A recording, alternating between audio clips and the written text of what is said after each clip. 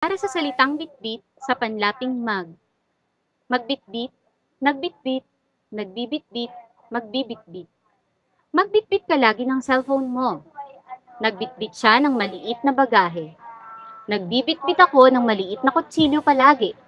Magbibitbit siya ng bagahe habang nagbebiyahe sila.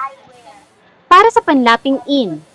Bitbitin, binitbit, binibitbit, bibitbitin.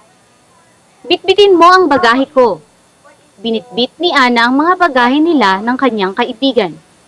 Binitbit niya ang maraming sigarilyo palagi. Bibitbitin ni Ana ang mga kondom habang nagbabiyahe siya. Para sa panlaping mang. Mangbitbit, nang bitbit, nang bibitbit, mangbibitbit.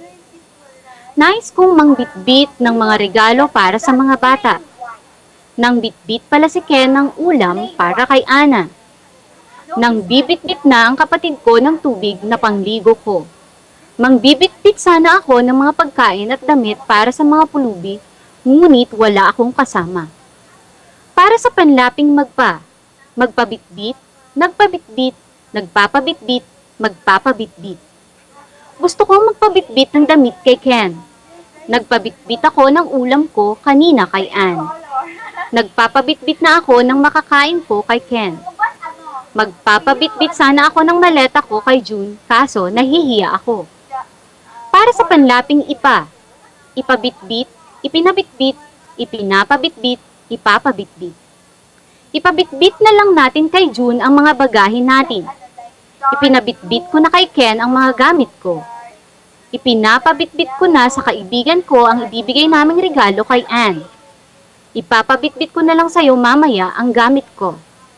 At para sa panlaping maka, makabitbit, nakabitbit, nakakabitbit, makakabitbit. Hindi ako makabitbit ng mabigat na maleta dahil masakit ang kamay ko. Nakabitbit ka na ba noon ng malaking bakal? Nakakabitbit pa rin ako ng pasalubong kahit wala na akong pera. Makakabitbit ka pa ba ng mabigat na maleta kahit pilay ang dalawa mong kamay?